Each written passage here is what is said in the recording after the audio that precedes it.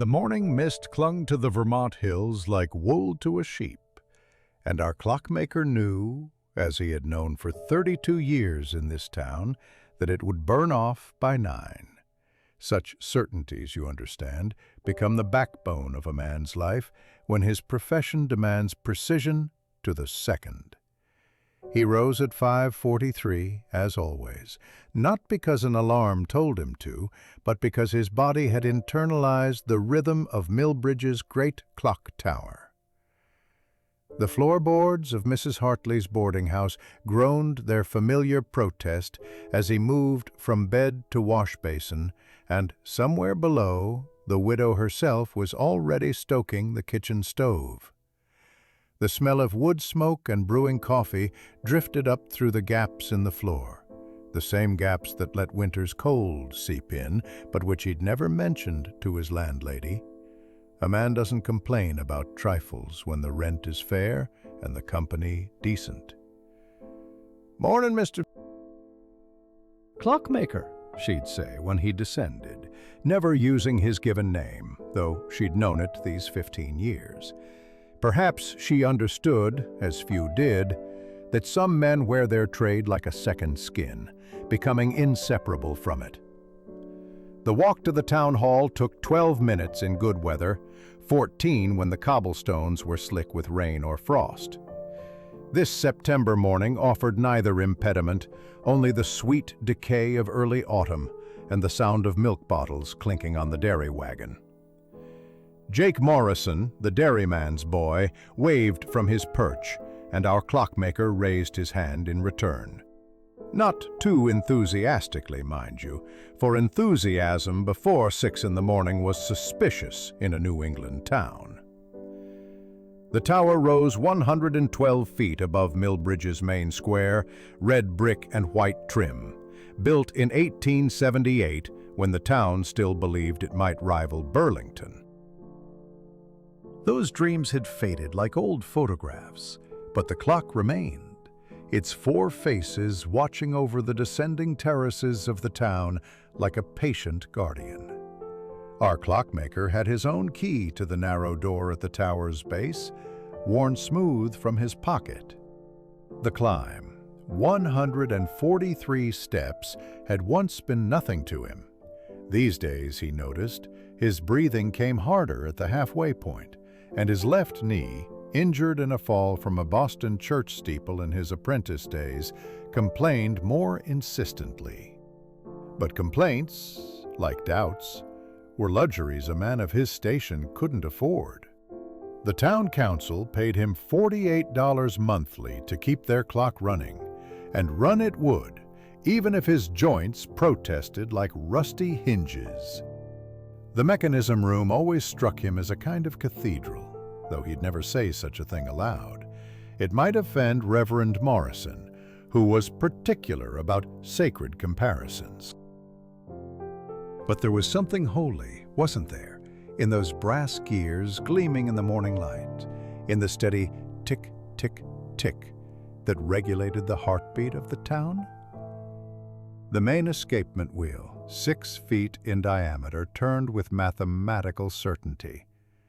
The pendulum, weighing 300 pounds, swung in its eternal arc. Young Samuel was already there, early for once, oiling the pinion gears with the dedication of someone who still believed that punctuality might impress his master. The boy, though at 19 he was hardly that anymore, looked up with the guilty expression of someone caught doing exactly what they were supposed to be doing. "You're early," our clockmaker observed, running his fingers along the main drive shaft, feeling for vibrations that shouldn't be there. "Couldn't sleep, sir. Mary said—" The apprentice caught himself, color rising in his cheeks. Ah, yes, Mary O'Brien, the mayor's housemaid. Our clockmaker had noticed the boy's distraction lately, the way his attention drifted like smoke when the church bells chimed the hour that Mary took her afternoon break. Young love in a town like Millbridge was like trying to grow roses in rocky soil. Possible, but requiring more courage than most possessed. The morning inspection revealed nothing amiss, as it hadn't for how long now? 3 years since the last significant repair, when they'd had to replace the great spring. The Swiss who'd built this mechanism, and our clockmaker recognized the hand of his own countrymen in the precise tooling, had known their craft. Unlike the electric clocks beginning to appear in Boston and New York, this mechanical marvel asked only for oil, adjustment, and respect. Through the tower's windows, Millbridge spread out in its morning ritual. Dr. Fleming opened his surgery, his experimental electric light casting an unnatural glow that made the older folks mutter about Edison's hubris. Jacob Stern pulled up the shutters of his hardware store, the screech of metal on metal serving as a secondary alarm for the Main Street merchants. And in the mayor's mansion on the hill, a thin line of smoke suggested that His Honor would soon be wanting his breakfast, prepared just so, with eggs from Henderson's farm and bacon from the German butcher who'd arrived last year and still struggled with English. It was then, at 7:23 precisely, that it happened. The great escapement wheel hesitated. Just for a heartbeat, no more than a fraction of a second. Our clockmaker's hand was still on the drive shaft, and he felt it like you might feel a missed step on a familiar staircase. The mechanism recovered immediately, resuming its steady rhythm as if nothing had occurred. Samuel hadn't noticed, absorbed as he was in cleaning the smaller gears. But our clockmaker knew his machine like a mother knows her child's breathing, and this was new. He made a mental note, the kind that would lodge in his thoughts like a splinter, impossible to ignore. In his vest pocket, he carried a small leather notebook, its pages filled with 32 years of observations, measurements, and adjustments. He pulled it out now, licking his pencil stub before writing September 15th, 1913, 7:23 a.m. Slight hesitation in main escapement. Duration, less than 1 second. No apparent cause. The rest of the morning passed in routine maintenance, lubricating the gear trains, checking the cable tensions, adjusting the strike hammers that announced the hours to all of Millbridge. Theodore Whitman appeared around 9, as he often did lately. The assistant to the mayor claimed an interest in municipal infrastructure, but our clockmaker had noticed how his eyes lingered on the mechanism with the hunger of someone who saw not beauty, but opportunity. "Remarkable precision," Whitman said, his city accent sharp as winter ice. "Though I imagine electrical regulation would be more efficient." Our clockmaker continued his work, not trusting himself to respond politely. Efficiency, that god of the new century, threatened to sweep away everything that had weight and meaning. But he'd learned long ago that arguing with progress was like arguing with the tide. Better to maintain your small corner of the world and let the future arrive at its own pace. By noon, when the clock struck 12 with its deep bronze voice, the hesitation seemed like imagination. The sun had indeed burned off the morning mist, just as predicted. Mrs. Hartley would have lamb stew waiting for lunch, with crusty bread from the French baker. Samuel would moon over Mary O'Brien during the afternoon. Dr. Fleming would stop by to discuss his latest botanical discovery. The world would turn on its axis, and the clock would mark its turning with mechanical certainty. Yet that splinter of wrongness remained, working its way deeper into our clockmaker's consciousness. In his experience, machines didn't hesitate without reason. And in a town like Millbridge, where everyone knew everyone else's business but pretended not to. Secrets had a way of revealing themselves through the smallest disruptions in routine. Thursday, September 18th, 1913, began with rain. The kind that turns dirt roads to mud and makes the prudent reconsider their errands. Our clockmaker stood in the mechanism room at 1:58 in the afternoon, watching water streak the tower windows while the great gears turned their patient circles. Samuel was below, supposedly fetching oil from Stern's hardware, but more likely sheltering under the shop's awning, hoping to glimpse Mary on her Thursday half-day. The pendulum swung. The escapement wheel clicked. And then, at precisely 2 o'clock, as the strike hammers prepared to announce the hour, the impossible happened. The clock jumped forward 3 minutes.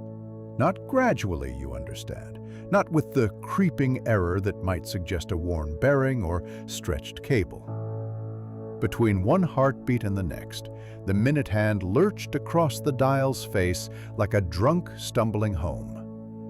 Our clockmaker actually stepped back, his hand going to his chest as if the mechanism had personally insulted him. Below, in the square, confusion rippled outward.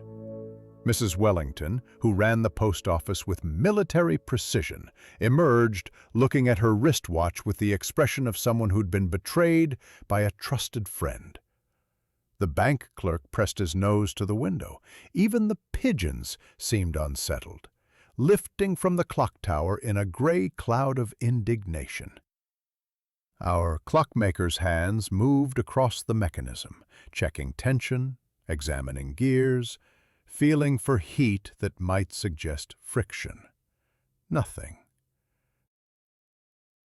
The clock now read 2:03, but continued its steady tick as if those 3 minutes hadn't been stolen from thin air. His notebook came out, and he wrote with a hand that trembled slightly, 2 p.m. Clock advanced 3 minutes instantaneously. No mechanical cause evident. Still investigating.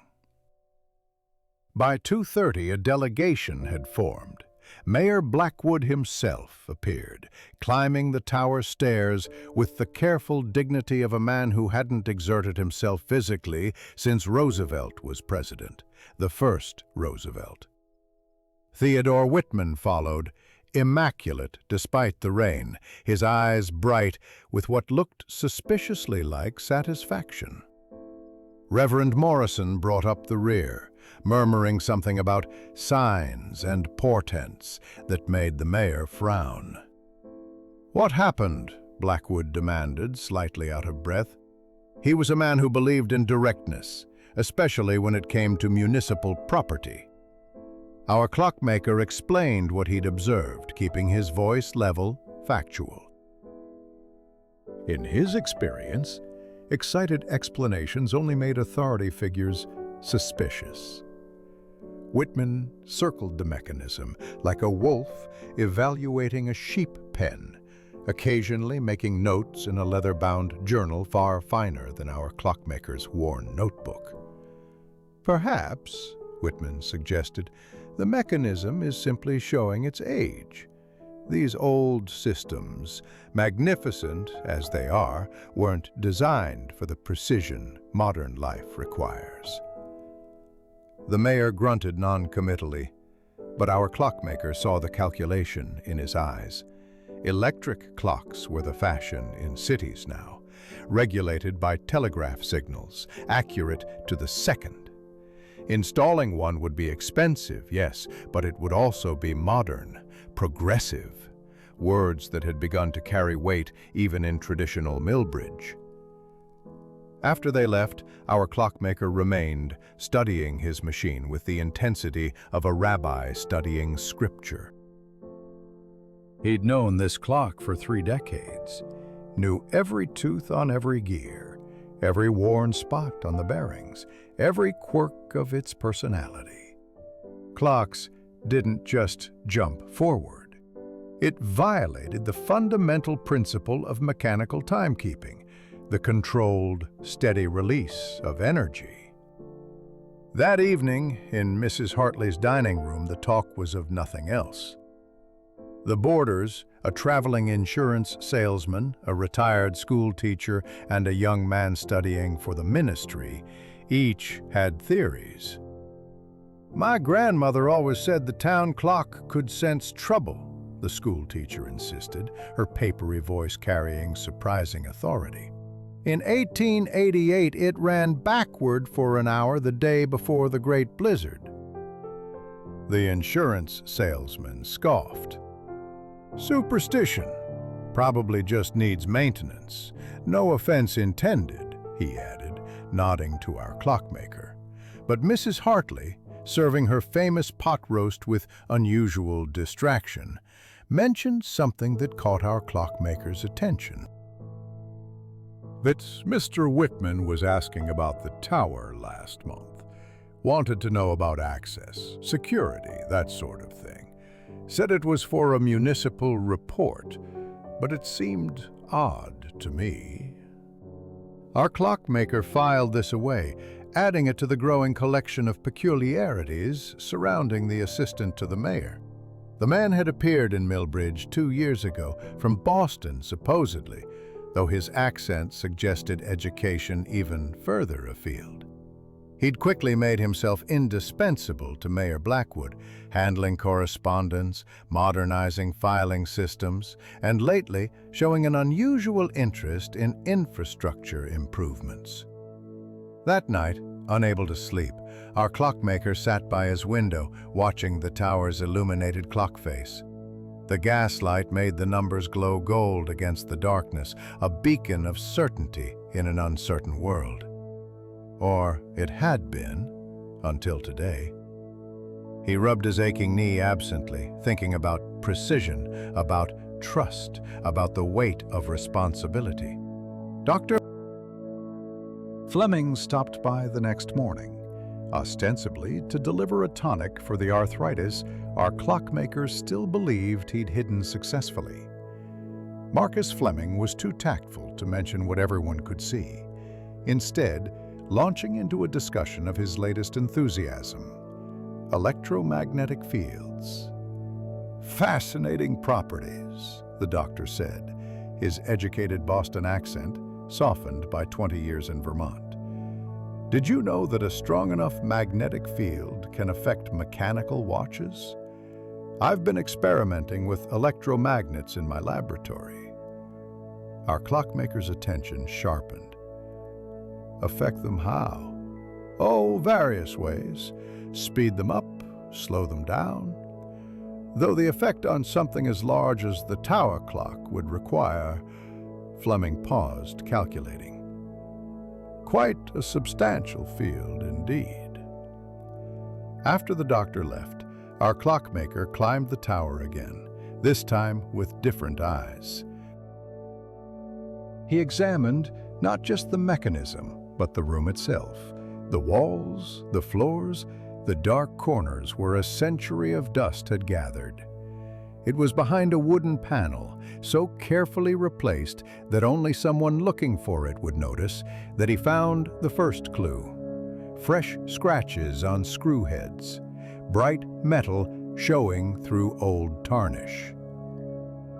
Samuel arrived for the afternoon shift, full of news. "Mary says Mr. Whitman's been receiving packages from Burlington, big ones, marked scientific equipment. Has them delivered to the carriage house behind the mayor's mansion." The boy's face reddened as he realized he'd revealed his source, but our clockmaker merely nodded. In his notebook, he added another entry, the pieces of the puzzle accumulating like snow before an avalanche. Whatever had caused the clock to jump those 3 minutes, it wasn't age or wear or supernatural prescience. It was something far more mundane and therefore far more troubling: human interference. As Thursday afternoon approached again, 1 week exactly since the incident, Our clockmaker positioned himself in the tower early. He'd told Samuel to stay below, to watch the crowd's reaction. The boy had protested, wanting to observe the mechanism, but accepted his assignment with the seriousness of someone given a crucial task. 1:58. The pendulum swung. 1:59. The gears turned. 2 o'clock. Nothing happened. The clock struck 2 with its usual bronze authority, neither fast nor slow. Our clockmaker exhaled, unaware he'd been holding his breath. Below, he could see the crowd that had gathered dispersing, disappointed perhaps that their weekly sensation had failed to materialize. But he noticed Theodore Whitman standing under the awning of the bank, checking his pocket watch with an expression that was neither disappointed nor surprised. October arrived with frost that silvered the maples and made the morning climb to the tower an exercise in careful foot placement. Our clockmaker's knee protested more vigorously these days, though he'd developed a rhythm. 20 steps, pause, 20 more, that made the ascent bearable while maintaining the fiction that nothing was wrong. The clock had jumped forward again exactly 3 minutes on September 25th at 2 o'clock, then October 2nd, then October 9th. Always Thursday, always 2 o'clock, always precisely 3 minutes. The town had begun to accept it with that peculiar New England fatalism that treats oddity as just another season to endure. Like clockwork, Jacob Stern had joked at his hardware store, not appreciating the irony. Maybe we should start calling it Millbridge time versus real time. But our clockmaker knew machines didn't develop habits without help. In his notebook, now supplemented by a second volume, he'd mapped every incident, every variable, every witness, present or absent. Theodore Whitman, he'd noticed, was never in the square during the jumps, always somewhere with an alibi: the mayor's office, the telegraph station, the library. Samuel's romance, meanwhile, had progressed to the point where discretion had become impossible. The boy arrived this morning with his collar askew and the dreamy expression of someone who'd discovered that the world contained more possibilities than he'd imagined. Mary O'Brien, it seemed, returned his affections, despite the gulf between a mayor's housemaid and a clockmaker's apprentice. "She says the mayor's been having meetings," Samuel offered, trying to be useful while adjusting a mainspring. "Private ones, with men from Burlington. About the railroad, she thinks." Our clockmaker's hands stilled. The railroad question had plagued Millbridge for a decade. Would the Northern Line extend a spur to their town, or would it bypass them for Riverside, 6 miles south? The decision would determine whether Millbridge grew into the new century or withered into quaint irrelevance. Did she say who these men were? Bankers, mostly, and someone from the railroad company itself. Mr. Whitman arranges everything, she says, very secretive about it. That afternoon, while Samuel was at lunch, which now meant meeting Mary behind the baker's shop, our clockmaker conducted a more thorough examination of the mechanism room. His arthritis slowed him, fingers stiff as old leather, but patience compensated for speed. Behind the panel where he'd found the scratches, working by touch in the narrow space, his fingers encountered something that shouldn't exist: a wire, thin as thread, running along the beam. He didn't disturb it. Instead, he traced its path visually, losing it in the shadows where the massive gears blocked the light. Modern electrical wire, not the old cloth-wrapped type from the tower's original lighting, but the new rubber-insulated variety. Someone had been very careful, very professional. Mrs. Hartley's boarding house provided unexpected intelligence that evening. The traveling salesman had departed, replaced by a Mr. Carlton from Burlington, a thin, nervous man who claimed to be surveying for a new map company, but asked too many questions about property ownership and land prices. "Curious fellow," Mrs. Hartley confided, serving her Thursday bean soup. "Wanted to know who owned the parcels along Mill Creek, especially near the old bridge. Why would a map company care about ownership?" Dr. Fleming, joining them for dinner as he did increasingly often, and our clockmaker suspected the widow's cooking wasn't the only attraction, mentioned seeing surveyors in that same area. "Taking measurements, marking trees. When I asked, they said it was for flood control planning. But the creek hasn't flooded since 1891. The pieces were accumulating, but the picture remained fragmented, like a reflection in disturbed water. Our clockmaker retreated to his room, spreading his notebooks across the small desk. 3-minute jumps, Thursday afternoons, railroad meetings, land surveys, electrical wire. Theodore Whitman at the center of it all, like a spider who'd learned to make his web invisible. His knee throbbed. The weather was changing, pressure dropping. Tomorrow would bring rain. He rubbed liniment into the joint, the sharp smell filling the small room, and thought about time. Not the mechanical time his clock measured, but human time. The time it took to plan a scheme, to position pieces, to wait for the perfect moment to act. Thursday, October 16th, dawned gray and bitter. Our clockmaker arrived at the tower early, before Samuel, and positioned himself where he could observe both the mechanism and the street below. He'd noticed something in his notes. The 3-minute jumps weren't random. 3 minutes was precisely the time it took to walk from the telegraph office to the bank, or from the mayor's mansion to the town hall. Someone was synchronizing something. At 1:45, Theodore Whitman emerged from the town hall, checking his pocket watch.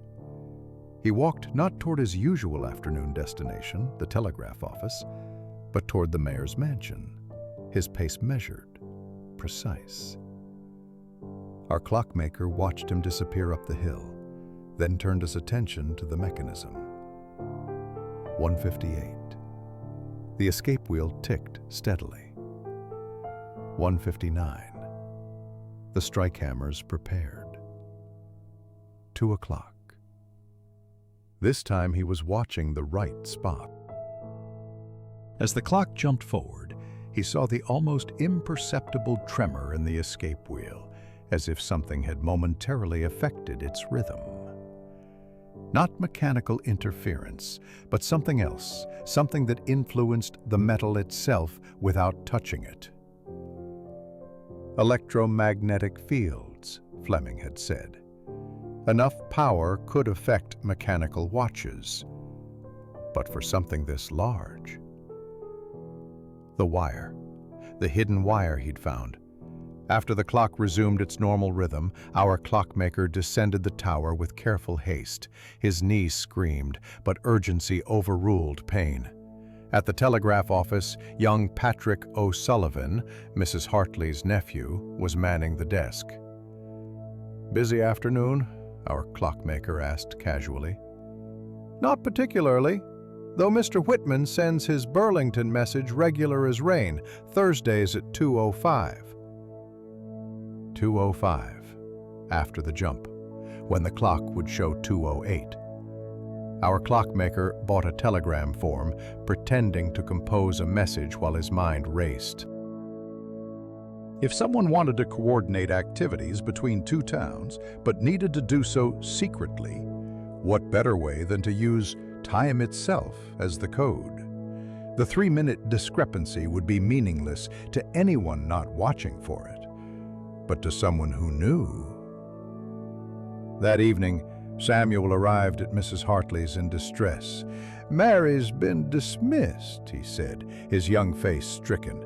"The mayor said she was gossiping about household business, but she wasn't. She only talked to me, and I only—" He looked at our clockmaker with dawning horror. They'd been overheard or observed.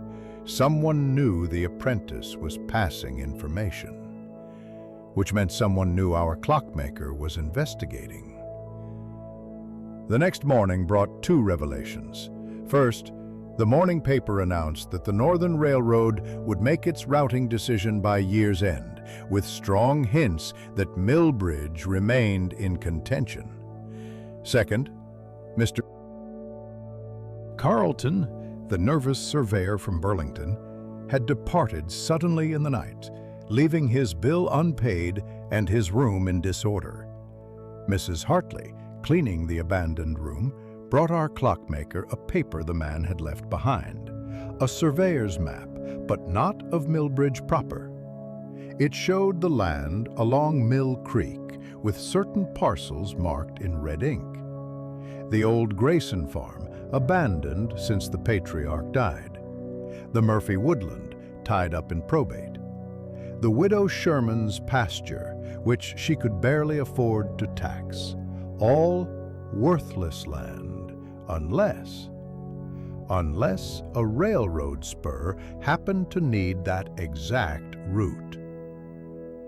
The November wind carried winter's promise, rattling the tower windows like an impatient creditor. Our clockmaker worked by lamplight this gray morning, the brass gears gleaming dully as he performed what appeared to be routine maintenance. But his true purpose lay deeper, a systematic search for the source of the electromagnetic interference. Samuel hadn't been the same since Mary's dismissal. The boy worked competently, but without spark, his movements mechanical as the clock itself. He'd taken a room at the German boarding house across town, unable to bear Mrs. Hartley's sympathetic glances. Our clockmaker understood. Sometimes kindness cut deeper than cruelty. "Check the strike hammers," he instructed, though they needed no checking. He wanted the boy occupied while he investigated the corner where the mysterious wire disappeared. Working his way along the beam, ignoring his protesting joints, our clockmaker finally found what he'd been looking for. There, concealed behind a support bracket installed during last year's routine reinforcement, was a device about the size of a cigar box. Copper coils wrapped around an iron core connected to the wire he'd been tracing. An electromagnetic coil, precisely the sort Dr. Fleming had described. But there was more. Attached to the main escape wheel, so small he'd missed it in a dozen inspections, was a tiny magnet, no bigger than a shirt button. Painted to match the aged brass, positioned where it would pass the electromagnetic coil once per revolution. When the coil was activated, the magnet would be attracted, causing the escape wheel to skip forward. 3 minutes worth of skips, precisely timed. He didn't remove anything. Whoever had installed this would notice its absence, and our clockmaker had learned that sometimes the best way to catch a fox was to let it think the henhouse was still unguarded. That afternoon, Dr. Fleming stopped by the tower, unusual for him. "I've been thinking about our conversation," the doctor said, slightly out of breath from the climb. "About electromagnetic fields. I remembered something from my Boston days, a demonstration at the Institute of Technology. They showed how telegraph operators could synchronize clocks between stations using electromagnetic pulses." Our clockmaker's attention sharpened. "Synchronize how?" "By sending a signal that would advance or retard the mechanism. It was proposed for railway stations, to ensure all clocks showed the same time. Never widely adopted, too expensive and complicated, but theoretically Fleming paused, his intelligent eyes studying our clockmaker's face. "You've found something, haven't you?" There was no point dissembling with Fleming. The doctor had been piecing together his own observations. Our clockmaker showed him the hidden coil, the tiny magnet. Fleming whistled low, appreciating both the ingenuity and the implications. "Someone's using your clock to send messages," Fleming said. "The time jump is the message itself. But what could 3 minutes mean?" Our clockmaker had been pondering exactly that. 3 minutes forward at 2 o'clock made the clock show 2:03 when it was actually 2. But more importantly, it created a discrepancy that anyone checking against another timepiece would notice. If you were waiting for a signal to act, watching for confirmation that plans were proceeding, "I need to visit the telegraph office," our clockmaker said. Patrick O'Sullivan was eating his lunch, feet up on the desk in a way his aunt would have scolded him for. He straightened quickly when our clockmaker entered. "Those Thursday messages Mr. Whitman sends," our clockmaker began carefully. "Always to the same recipient?" Patrick looked uncomfortable. Telegraph operators weren't supposed to discuss message contents, but this was the clockmaker, as much a fixture of the town as the clock itself. "Always to a Mr. Davidson in Burlington. Weekly municipal report," he says, "but it's always just numbers, like a code or something." "What kind of numbers?" "Times, mostly." "Train schedules, I figured. 2:08, 3:15, that sort of thing." 2:08, which would be 2:05 actual time after the 3-minute jump. Our clockmaker thanked Patrick and left, his mind working through the implications. Whitman was using the clock's discrepancy to confirm something to his Burlington contact. But what needed such elaborate confirmation? The answer came from an unexpected source. Jacob Stern, delivering oil to the tower, mentioned that several old-timers had been approached about selling their land along Mill Creek. "Low offers," Jacob said, his immigrant's accent thickening with disapproval. "Taking advantage because people need money. The widow Sherman, she's desperate since her husband died. Medical bills." "Who's making the offers? Some company from Burlington? Green Mountain Development, they call themselves, but nobody knows who's behind it." That evening, our clockmaker sat in his room, mapping connections. The clock signals every Thursday. Telegraph messages immediately after. Land being bought cheap along Mill Creek. The railroad decision coming by year's end. It painted a picture of insider trading, using the clock as a signaling device to coordinate purchases before the railroad route was announced publicly. But he needed proof, something more than circumstantial evidence and mechanical tampering. The town council would need convincing, especially with Whitman so close to the mayor. And there was another concern. If Whitman realized his scheme was discovered, what might he do? Men who played for such stakes rarely surrendered quietly. The next Thursday came with sleet that made the tower climb treacherous. Our clockmaker arrived early, but this time he wasn't alone. Dr. Fleming accompanied him, ostensibly to observe the phenomenon from a scientific perspective. Samuel was there too, subdued but determined, having insisted he wouldn't abandon his duties despite his personal troubles. At 1:55, footsteps echoed in the stairwell. Theodore Whitman appeared, his usual composure slightly ruffled by the climb. "Quite a gathering," he observed, his eyes taking in the doctor's presence. "Come to watch our famous jumping clock?" "Come to understand it," Fleming replied mildly. "Natural phenomena interest me." "Assuming it is natural," Whitman said. and something in his tone made our clockmaker's neck prickle. Though I suppose even unnatural phenomena have their purpose. Progress, for instance, often seems unnatural to those accustomed to tradition. 2 o'clock approached. They stood in silence, watching the mechanism.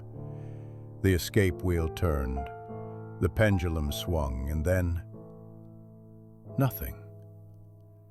The clock struck 2 normally. No jump, no discrepancy. Whitman smiled, a thin expression that didn't reach his eyes. Perhaps your phenomenon has resolved itself. Old mechanisms do sometimes self-correct, don't they? He turned to leave, then paused. Oh, Mrs. Sherman asked me to tell you, clockmaker, she's decided to accept the Burlington Company's offer for her land. Sometimes people must embrace change, whether they like it or not. After he left, Samuel found his voice. He knew we'd be here. He didn't activate it. But our clockmaker was thinking about Mrs. Sherman, about medical bills and desperate circumstances, about how a woman might be pressured to sell land that would be worth 10 times the price once the railroad announcement came, about how many others might be similarly pressured in the coming weeks. He's accelerating his timeline, our clockmaker said quietly. Something's forced his hand. Fleming nodded gravely. The question is, what do we do about it? The mayor won't act on suspicion alone, not against his own assistant. Our clockmaker looked at the mechanism, his life's work and responsibility. Sometimes, he thought, a clockmaker had to do more than just keep time. Sometimes he had to make time work for justice. December brought snow that muffled Millbridge in white silence, and our clockmaker found himself spending longer hours in the tower, partly to avoid his increasingly painful walks through the drifts, mostly to study the electromagnetic device with the patience of a hunter in a blind. He'd mapped every wire, traced every connection, and discovered something remarkable. The coil could be activated remotely, likely from somewhere within a quarter-mile radius. Dr. Fleming had been invaluable, bringing books on electrical principles from his personal library, explaining concepts that seemed to belong more to the coming century than to their small Vermont town. Radio waves, he'd said one afternoon, his breath visible in the cold mechanism room. Theoretical still, mostly, but Marconi's experiments suggest possibilities. A simple spark gap transmitter could trigger a receiver connected to your coil. Samuel, meanwhile, had evolved from heartbroken boy to determined investigator. Mary O'Brien had found work at the Riverside Inn, and the two met secretly, sharing information. The mayor, Samuel reported, had been increasingly agitated, pressing Whitman about the railroad decision, worried about his legacy as the town's leader during such a crucial period. Mary heard the mayor arguing with Whitman, Samuel said, adjusting the strike hammers with newfound precision. About modernization funds. The town council approved money for infrastructure improvements, but Whitman's been using it for something else. Our clockmaker filed this away. Embezzlement added to insider trading. Whitman's scheme grew more complex with each revelation. But complexity meant vulnerability. The more moving parts in a mechanism, the more chances for failure. The Thursday phenomenon had stopped entirely since November, but our clockmaker noticed Whitman hadn't removed the device. Either he was confident it wouldn't be discovered, or he still needed it for something. The telegraph messages to Burlington continued, Patrick O'Sullivan confirmed, but now they were daily, urgent-seeming things that made the young operator curious, despite his professional discretion. Then came the letter that changed everything. Mrs. Hartley brought it up one evening, her face troubled. "From the bank," she said, "about the mortgage. They're calling it in. Full payment by month's end or they'll foreclose."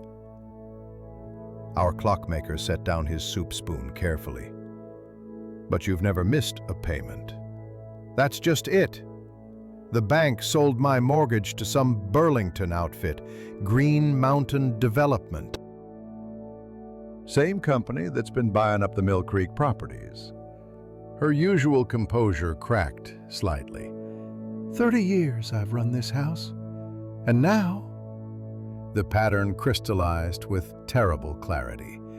They weren't just buying available land, they were creating availability.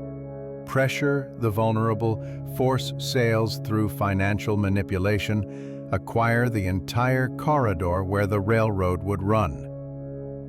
Our clockmaker thought of the widow Sherman, of the Murphy family fighting over their woodland, of all the small lives being crushed by this machine of greed.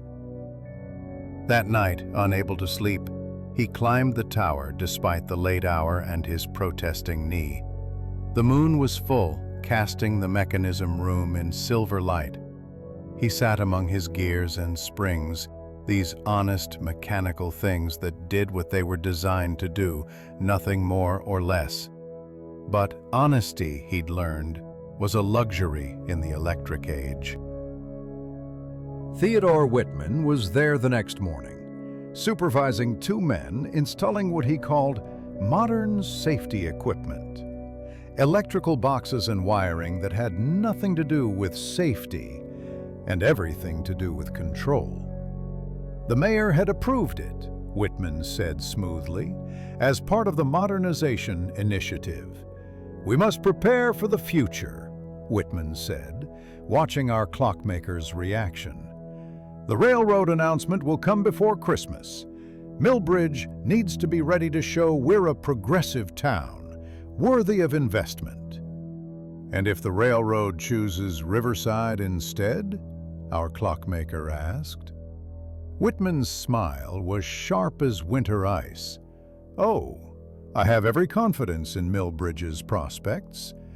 Some of us have been working very hard to ensure the right decision is made." After Whitman left, our clockmaker examined the new installation. More sophisticated than the hidden coil, this was a complete electrical control system that could, theoretically, operate the clock remotely. But there was something else, a secondary circuit that didn't connect to the clock mechanism at all. It ran down the tower toward the town hall's basement. Samuel made the connection first. The town records are stored down there. Property deeds, tax assessments, survey maps. Of course. Physical documents, the only proof of ownership for many properties. A convenient electrical fire could destroy records, creating chaos that Green Mountain Development could exploit. Our clockmaker felt a cold that had nothing to do with December settling in his bones. That afternoon brought unexpected allies. Reverend Morrison arrived with 3 members of his congregation, solid German and Irish immigrants who'd noticed strangers surveying their properties without permission. Jacob Stern came too, bringing his ledger showing unusual orders for electrical equipment, all paid for with town funds, but delivered to private addresses. "We know something's wrong," Morrison said simply. "The question is what to do about it." Our clockmaker looked at these people, not powerful, not wealthy, just citizens who'd noticed their town was under threat. He thought about the mechanical principles he'd lived by. Every action had an equal and opposite reaction. Perhaps it was time to make the clock work for them instead of against them. "Whitman expects to use the clock for something," our clockmaker said slowly. "The electromagnetic device is still in place. He's waiting for the right moment." "The railroad announcement," Fleming said, understanding immediately. "He'll signal his Confederates when the decision is made before it's public. They'll have hours, maybe days, to finalize their land grabs." "Then we make sure his signal sends a different message," our clockmaker said. He explained his plan, simple as all good mechanisms should be. They would let Whitman activate his device, but they would control what happened next. The clock would indeed jump, but not 3 minutes. It would jump 13 minutes, then 23, then 33, creating such obvious chaos that even the mayor couldn't ignore it. Meanwhile, they would document everything, create evidence that couldn't be destroyed by convenient fires. "It's dangerous," Morrison warned. "Whitman's not just some clerk. He has connections, resources." Our clockmaker thought of Mrs. Hartley facing foreclosure, of Mary O'Brien dismissed for knowing too much, of the widow Sherman forced to sell her heritage for medical bills. "Sometimes," he said, "a man has to choose between safety and righteousness. I've been safe long enough." The preparation took 3 days. Fleming procured photographic equipment to document the electrical devices. Samuel and Mary, working through intermediaries, gathered testimonies from pressured landowners. Jacob Stern quietly contacted other merchants who'd noticed irregularities in town purchasing. Morrison organized his congregation to watch and witness. Thursday, December 18th, dawned clear and bitter cold. Our clockmaker climbed his tower for what might, he realized, be the last time as the town's official clockkeeper. If his plan failed, if Whitman realized what was happening, the consequences would be severe. But as he looked over Millbridge, this small town trying to find its place in a changing world, he knew he couldn't stand aside. The mechanism ticked steadily, counting down to 2 o'clock. Somewhere in the town below, Whitman was preparing to send his signal, to trigger the next phase of his scheme. But this time, our clockmaker thought with grim satisfaction, time itself would be his enemy. The telegraph key clicked like mechanical rain in Patrick O'Sullivan's small office, and our clockmaker sat in the corner, ostensibly reading the week-old Burlington newspaper while his ears tracked every dash and dot. 3 days had passed since his decision to act, and he'd spent them learning to decode Whitman's system through careful observation and Patrick's inadvertent help. "Another one from Mr. Davidson," Patrick muttered, transcribing. "Same as always, numbers and times." But our clockmaker had cracked the pattern. The times weren't random. They corresponded to property parcels on the surveyor's map. 208 meant the Sherman property. 315 indicated the Grayson farm. Each 3-minute jump of the clock confirmed another acquisition was proceeding. It was elegant in its simplicity, damning in its implications. Dr. Fleming had made his own discovery. The new electrical system Whitman installed, he'd reported that morning, connects to more than we thought. There are wires running to the mayor's office, the records room, even the bank. He's created a network of control. Samuel, increasingly bold in his investigations, had followed Whitman to a warehouse on the outskirts of town. "Full of electrical equipment," the apprentice reported. "Enough to modernize half of Millbridge. But there's more. Surveying instruments, boxes of documents, and a printing press." A printing press. Our clockmaker pondered this while watching Patrick transcribe another message. Why would Whitman need printing capabilities? Unless he planned to create documents, forged deeds perhaps, or false surveys. When the railroad announcement came, chaos would provide cover for all manner of documentary manipulation. The December cold had settled deep into our clockmaker's bones, making the tower climb an agony he could no longer fully conceal. Mrs. Hartley had taken to leaving a hot water bottle by his chair, never mentioning it directly. Such small kindnesses made the injustice of her impending foreclosure burn sharper. That evening, an unexpected visitor appeared at the boarding house. Mayor Blackwood himself, looking older than his 61 years, snow melting from his expensive overcoat. "I need to speak with you," he told our clockmaker, "privately." They walked to the empty dining room, the mayor's breathing labored from more than just the cold. "Something's wrong," Blackwood said without preamble. "Theodore, he's not what I thought. Town funds are missing.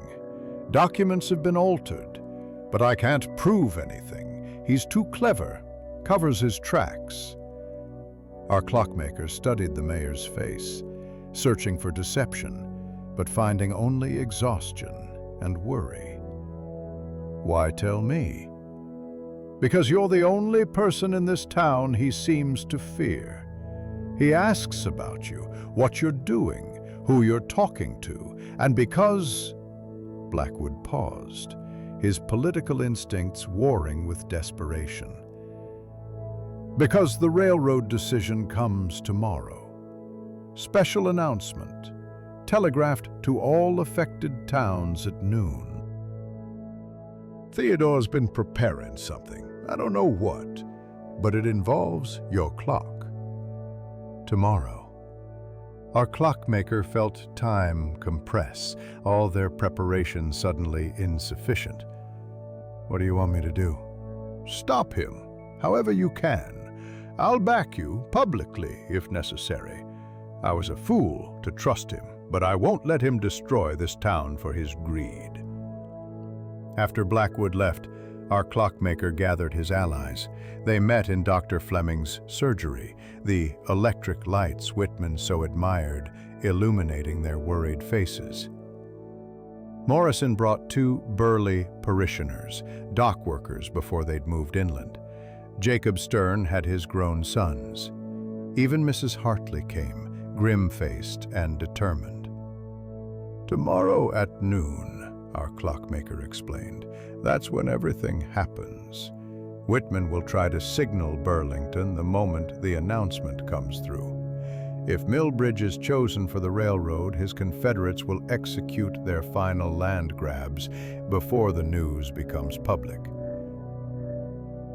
If we're not chosen, I suspect he'll destroy the records and disappear with the embezzled funds." "So we stop him," Samuel said with the confidence of youth.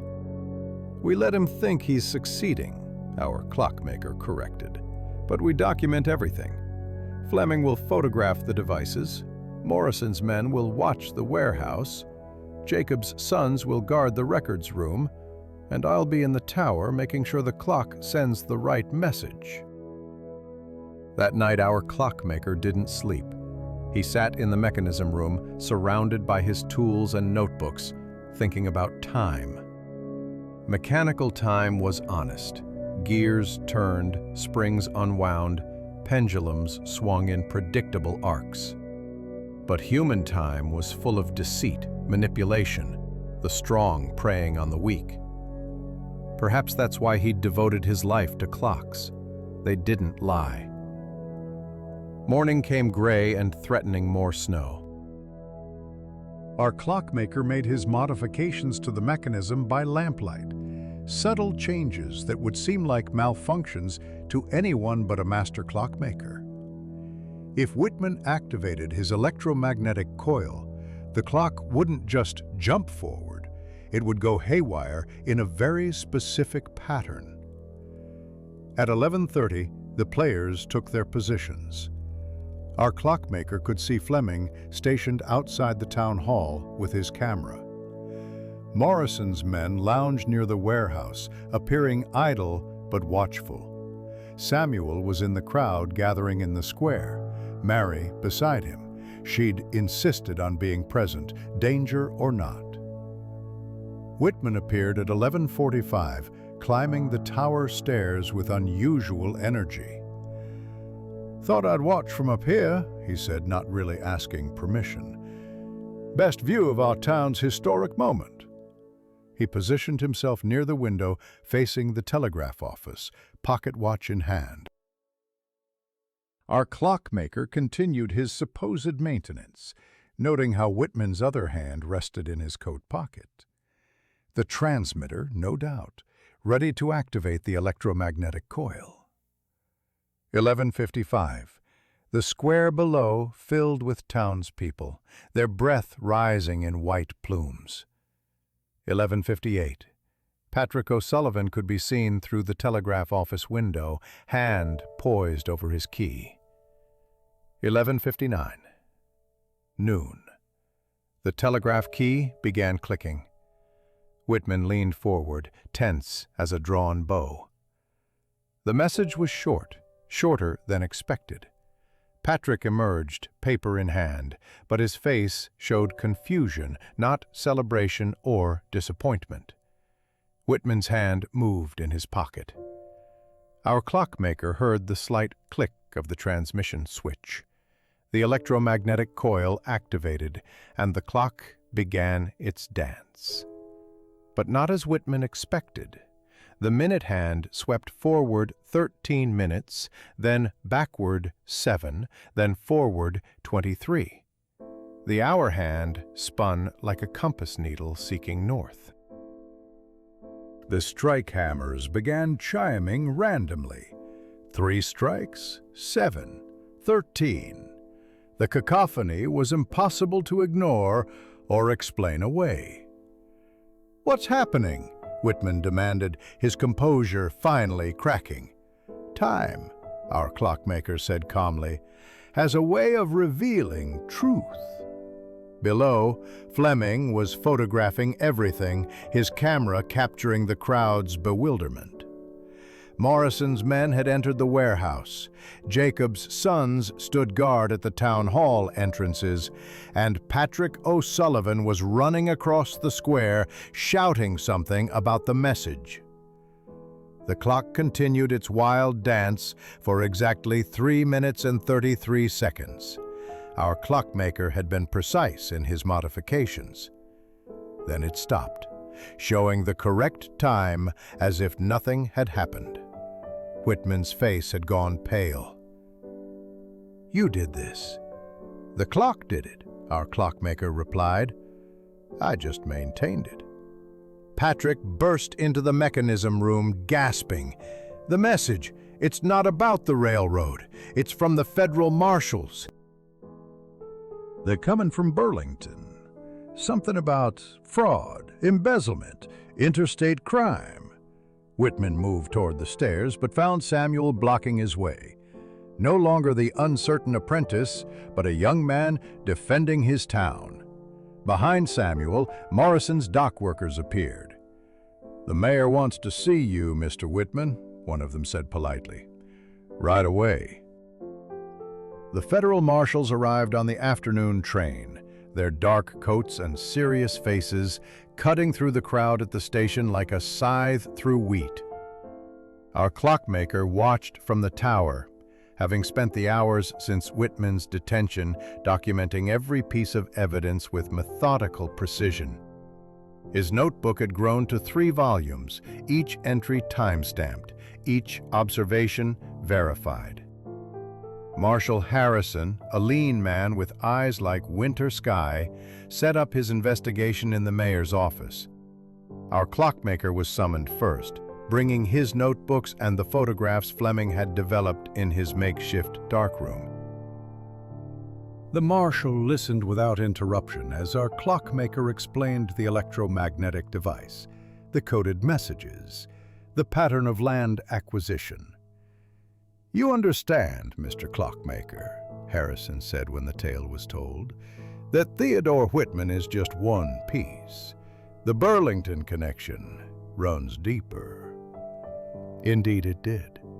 The marshal revealed what their investigation had uncovered. A syndicate of speculators led by Davidson, who wasn't a banker at all, but a disgraced railroad surveyor who'd been selling inside information for years. They'd targeted a dozen small towns, using the promise or threat of railroad expansion to manipulate land prices. "But Millbridge was different," Harrison continued. "Whitman got creative. Too creative.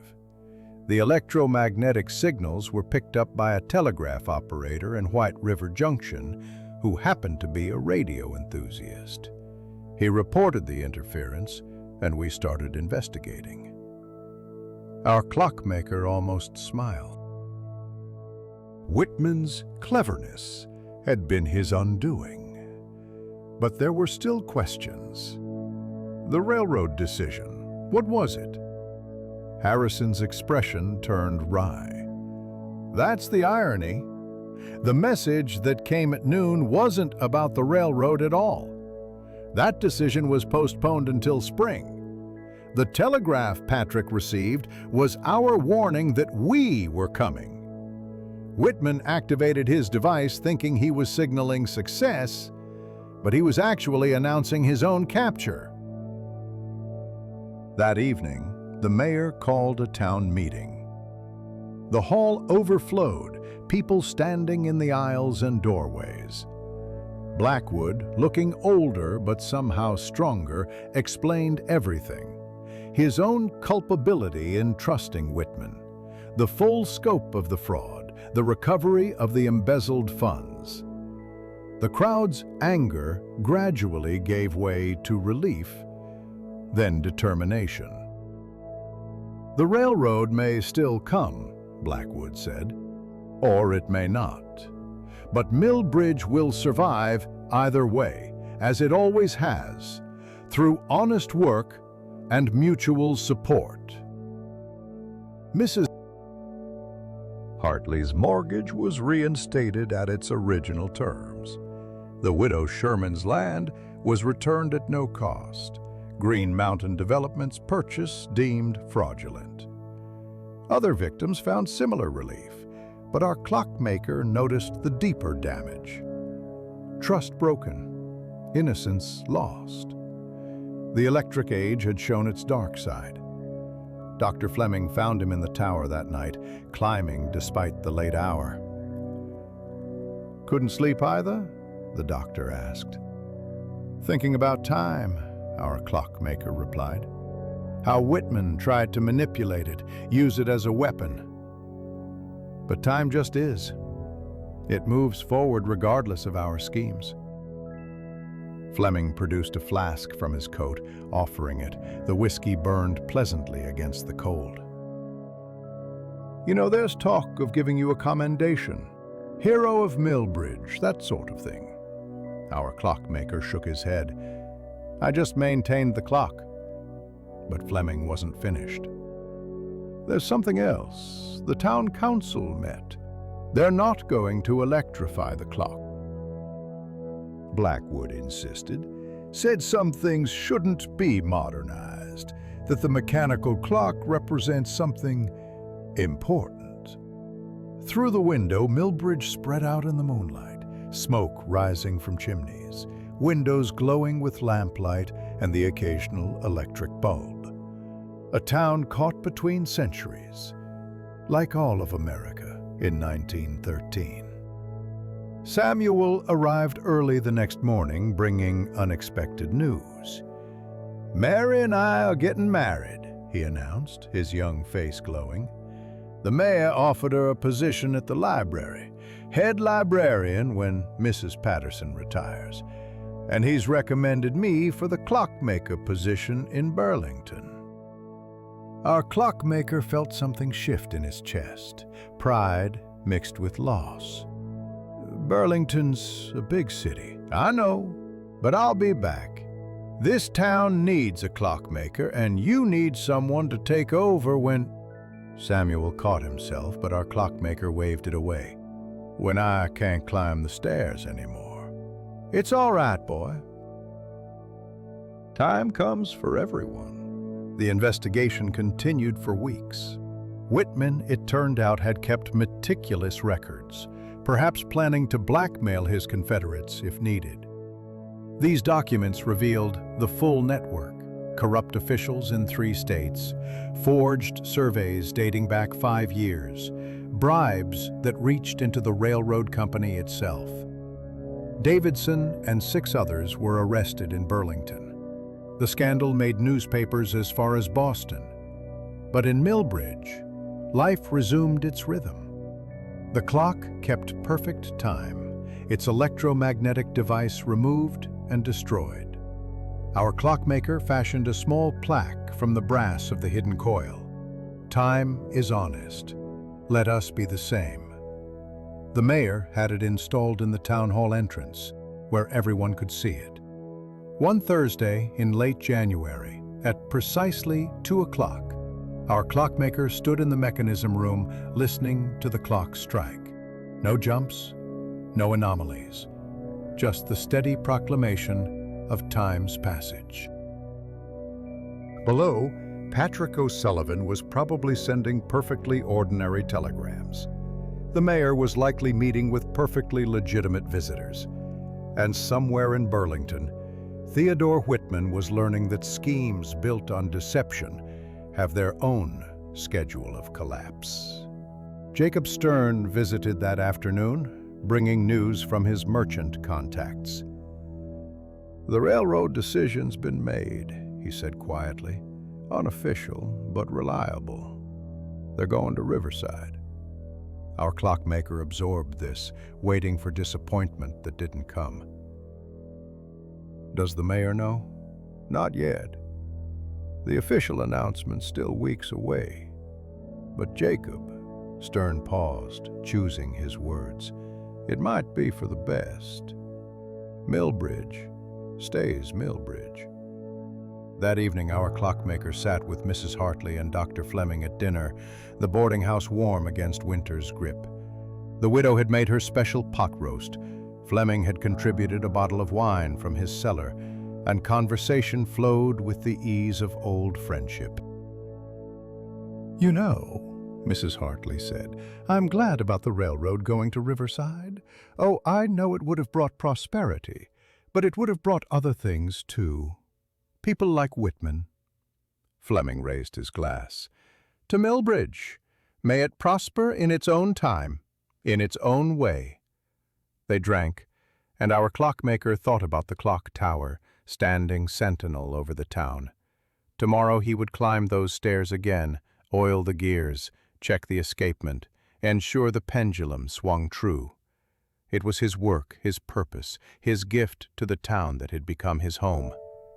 But tonight, he would sit with friends, eat good food, and let time pass without counting every second. Even a clockmaker, he'd learned, needed moments outside of time.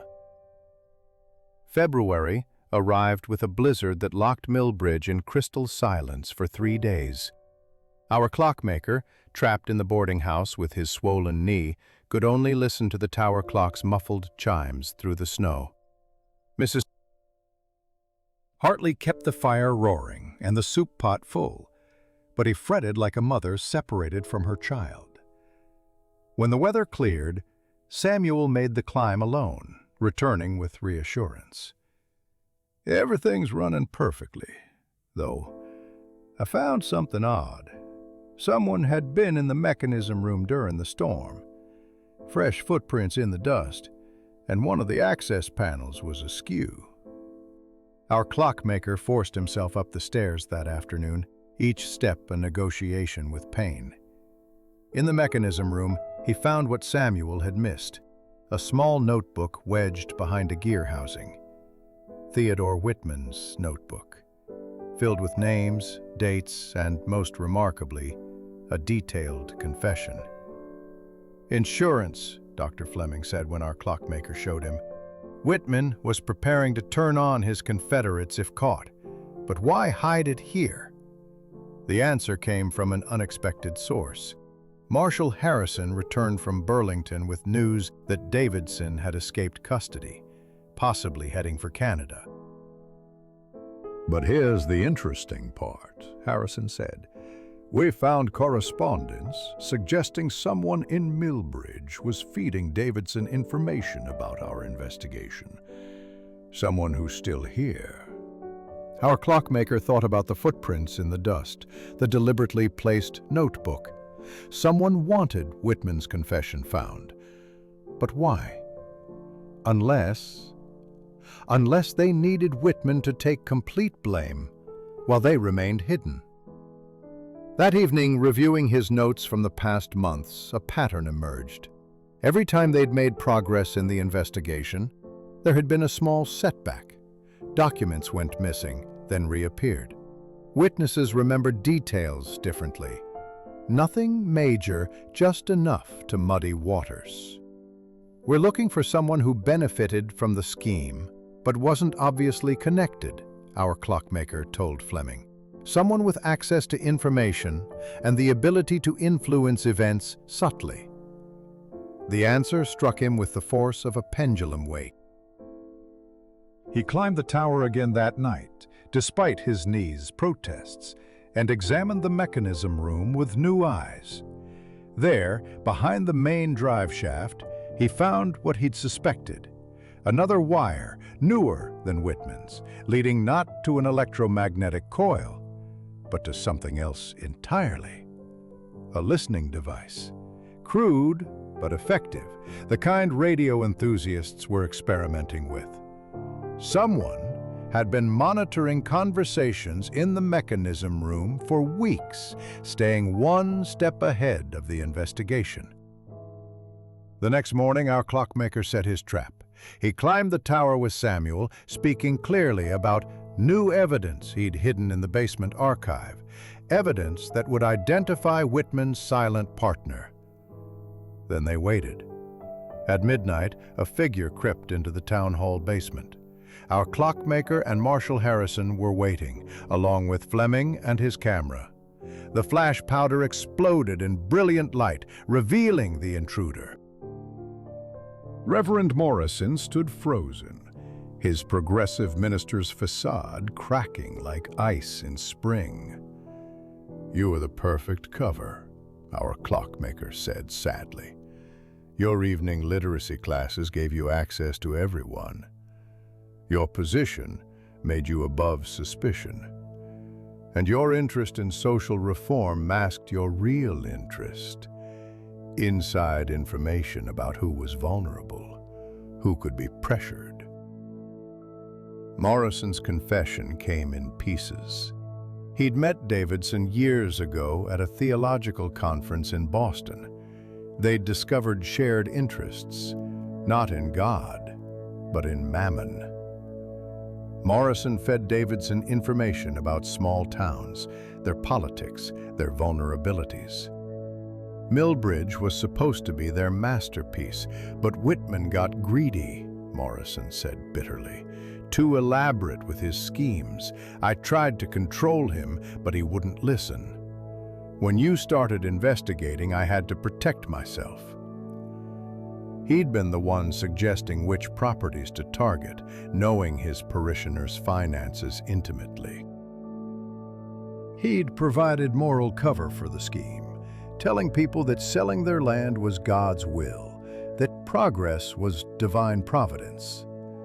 The listening device had been his addition, trying to stay ahead of discovery. Marshal Harrison took Morrison into custody, but our clockmaker felt no satisfaction. Another betrayal of trust, another crack in Millbridge's foundation. How many more Whitmans and Morrisons were out there, wearing respectability like camouflage? The real Reverend Morrison's replacement arrived within a week. A young seminarian named Thomas Hartwell, earnest and overwhelmed. Our clockmaker attended his first service out of curiosity more than faith. The sermon was about time, appropriate given the circumstances. "Time reveals all truths," young Hartwell said, his voice still finding its authority. "What seems hidden in darkness will be brought to light." After the service, Mayor Blackwood approached our clockmaker. "I've been thinking about the clock, about what it represents. I want to establish a town tradition. Every New Year's Eve, the clockmaker winds the clock for the coming year, and the town gathers to witness it. A reminder that time belongs to all of us." It was a good thought, our clockmaker agreed. Rituals mattered, especially after betrayal. They rebuilt trust slowly, like springs being wound one careful turn at a time. Samuel's wedding took place in March, a simple affair in the town hall. Our clockmaker served as witness, his gift a pocket watch he'd restored, its mechanism visible through a crystal case. "So you can see how it works," he told the couple. "No mysteries, no hidden purposes, just honest mechanics." Mary wore her mother's dress, altered by Mrs. Hartley's skilled hands. The widow had become something of a grandmother to the young couple, their own families being distant or deceased. After the ceremony, the small reception in the boarding house dining room felt more like a family dinner than a wedding feast. "Burlington can wait," Samuel announced, surprising everyone. "Mary and I have decided to stay in Millbridge for now. The town needs stability, and I need more training." Our clockmaker knew this was partly kindness. Samuel had seen how difficult the stairs had become, how the arthritis was winning its slow war. But he was grateful nonetheless.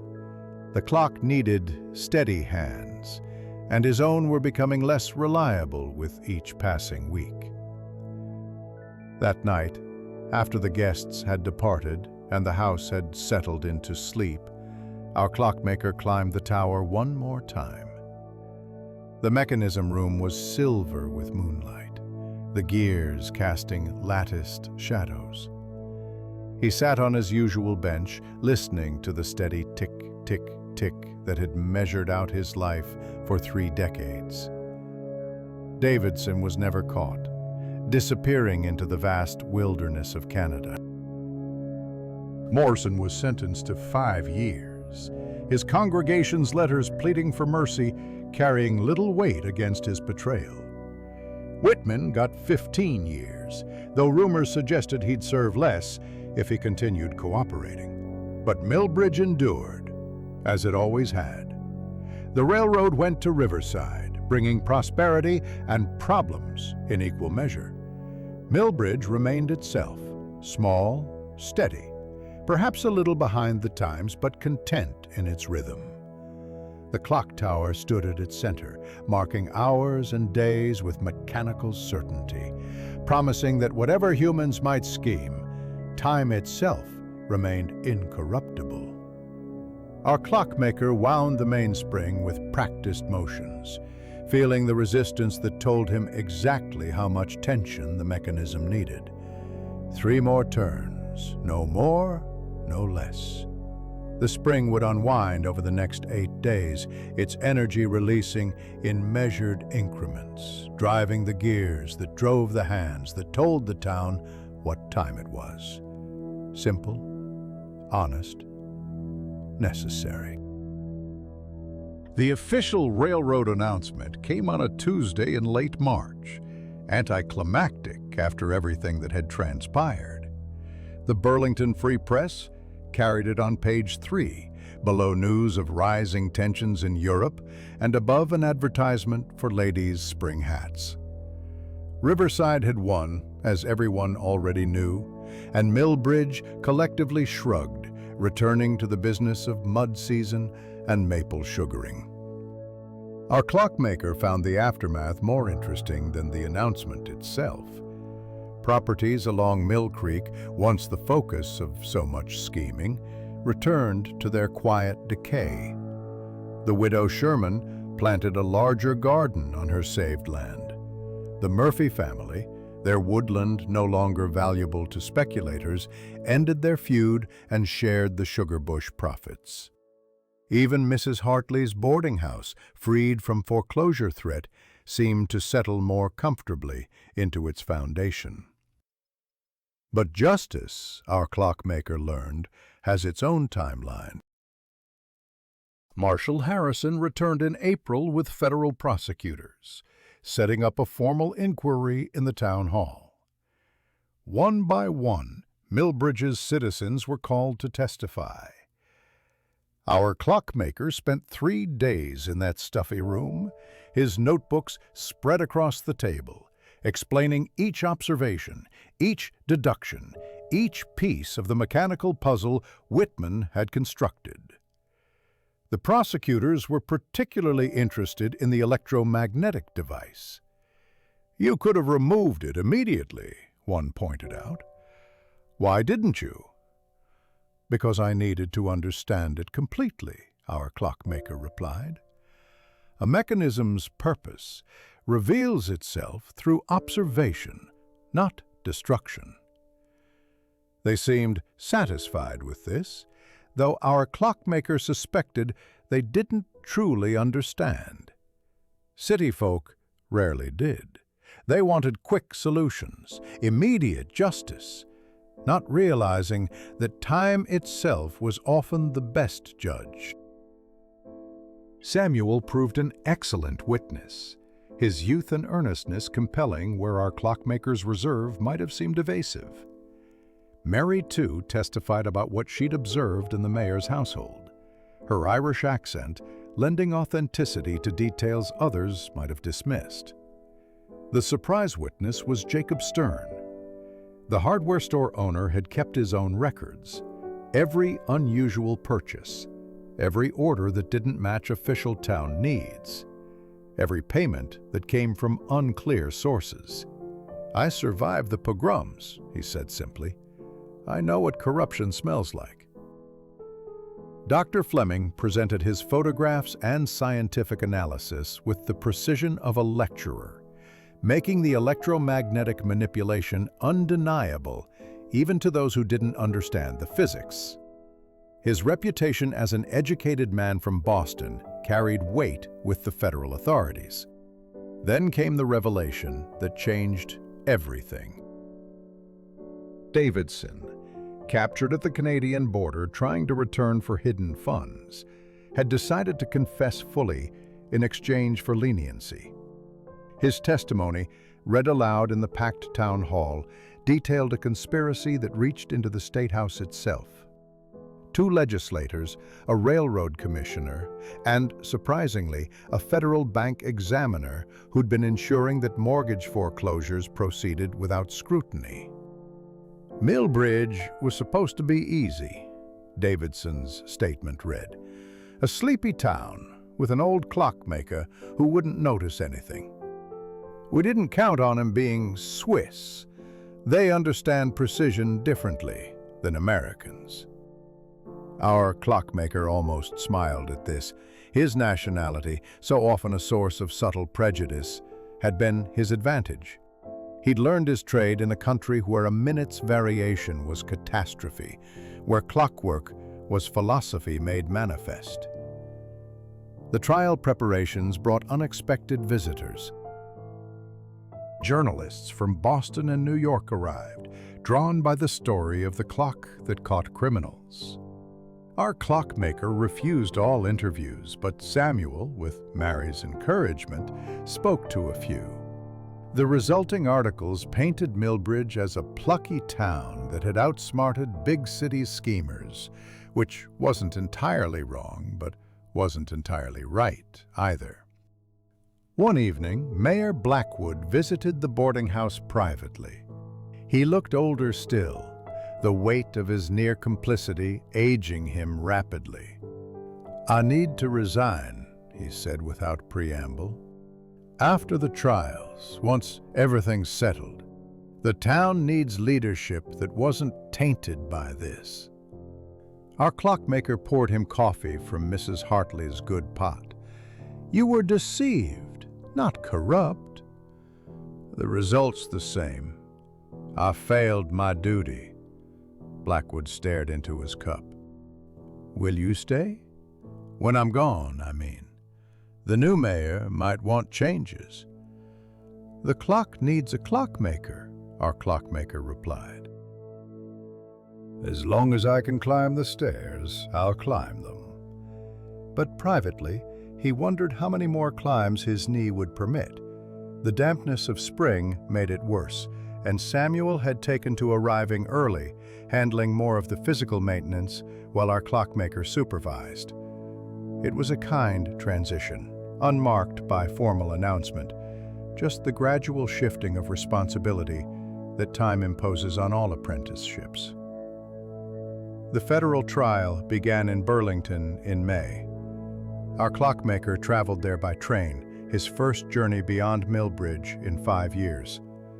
The city seemed impossibly large and noisy, its electric lights harsh after Millbridge's gas lamps. He stayed in a hotel that boasted an electric elevator, though he took the stairs from habit and mistrust.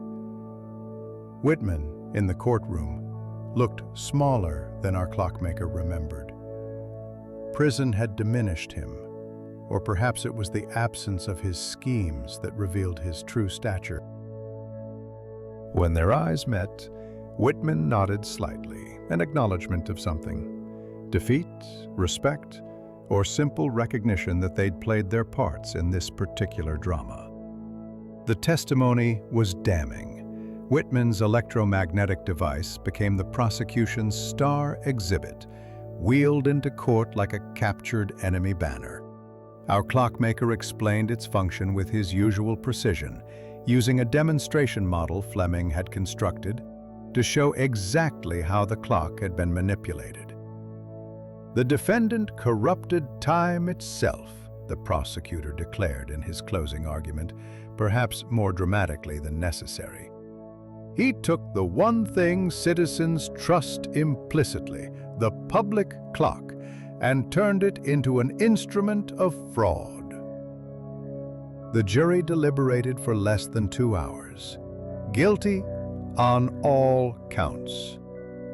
Whitman received 20 years, Morrison 10, Davidson 15. The others received various sentences, the corrupt officials facing additional state charges. Justice, mechanical and implacable, ground forward. Our clockmaker returned to Millbridge to find the town had organized a celebration in his honor. He tried to avoid it, claiming maintenance needs in the tower, but Mrs. Hartley and Samuel conspired to bring him to the town square, where seemingly everyone had gathered. Speeches were made, most of them mercifully short. The new minister, young Hartwell, offered a blessing. The town council presented a plaque. But what moved our clockmaker most was the collection taken up among the citizens. Enough to pay for his arthritis treatments for a year, and a new set of the finest Swiss tools from a Boston supplier. You saved the town, people kept saying, but our clockmaker knew better. The town had saved itself, citizen by citizen, testimony by testimony. He'd simply maintained the clock and noticed when it wasn't running true. That night, in the tower, he and Samuel worked together in comfortable silence, cleaning and oiling the mechanism for summer. The younger man's hands were steady and sure now, his understanding deep enough that he rarely needed instruction. "I've been thinking," Samuel said eventually. "About time. How Whitman tried to steal it, manipulate it. But he couldn't, not really. The actual time kept flowing regardless." Our clockmaker nodded, pleased at the philosophical turn of his apprentice's mind. The clock only measures time. It doesn't create it. So all Whitman really did was lie about the measurement. All lies are about measurement, our clockmaker said, surprising himself with the observation. Making something seem more or less than it is. Spring of 1914 arrived with unusual warmth, coaxing apple blossoms earlier than anyone could remember. Our clockmaker sat on the bench outside the town hall, his morning climb completed, watching Millbridge wake to another day. The trial was 6 weeks past now. The journalists gone, the scandal settling into history like sediment in still water. Samuel emerged from the tower, wiping oil from his hands with the particular care our clockmaker had taught him. "She's running perfectly," the young man reported, "though I think the mainspring will need replacing before winter." Our clockmaker nodded, trusting the assessment.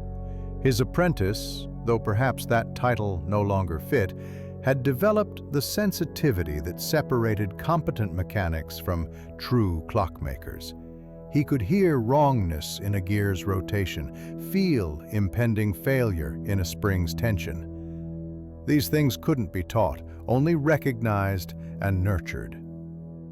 The town had changed in subtle ways.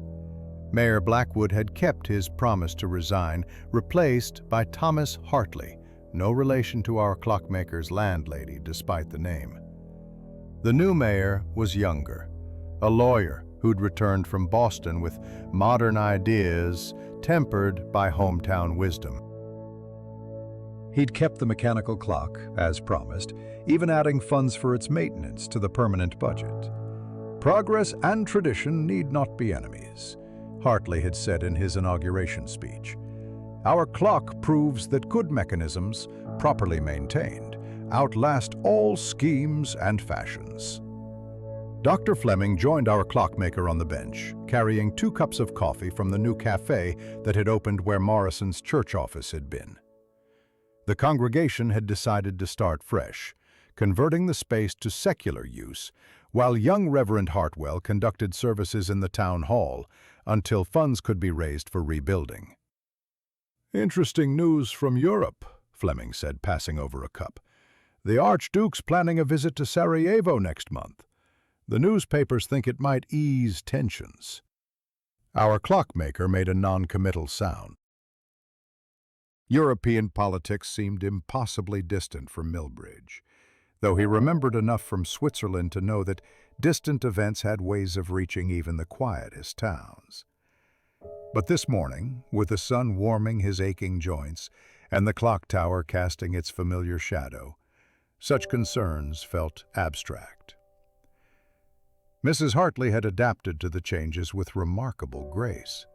The boarding house thrived now, filled with traveling salesmen eager to hear the story of the clock conspiracy from someone who'd lived through it. She'd hired Mary to help with the cooking when her library duties permitted, creating a comfortable domestic arrangement that benefited everyone. "I've decided," she'd told our clockmaker the previous evening, "to refuse any offers to sell. This house has been my life, and it'll stay that way until I'm gone. Then Samuel and Mary can have it, if they want." It was generous beyond measure, but typical of the widow's practical kindness. She understood that communities were built on such decisions, choosing stability over profit, continuity over change. The clock struck 9, its bronze voice carrying clearly in the still morning air. Our clockmaker counted the strikes automatically, a habit so ingrained he couldn't stop if he tried.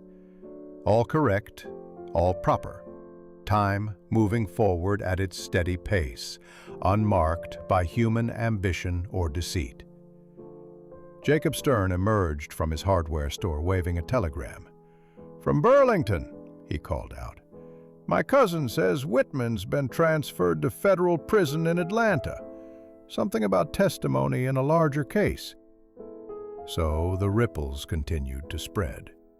Our clockmaker wondered if Whitman, in his cell, thought about the clock he'd tried to manipulate. Did he realize yet that time couldn't be stolen, only wasted? That afternoon, our clockmaker made what he knew would be one of his last complete inspections of the mechanism.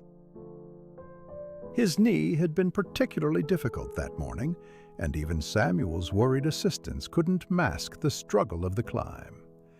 But he needed this final survey, this last intimate communion with the machine he'd tended for 32 years. Everything was perfect.